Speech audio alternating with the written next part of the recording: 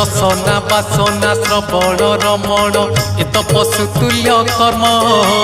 मनीष जीवन पाइछु जदि तू करि जा किछि पुण्य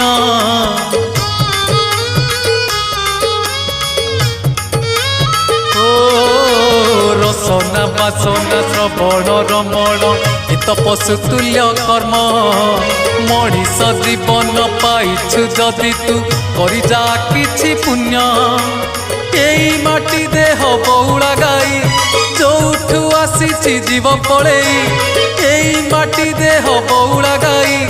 जोठू आसीछि जीव पळेई तो साथी रे जीवेनि केही एक जीवन तो सेई जिए प्रभु नाम धरे नाही।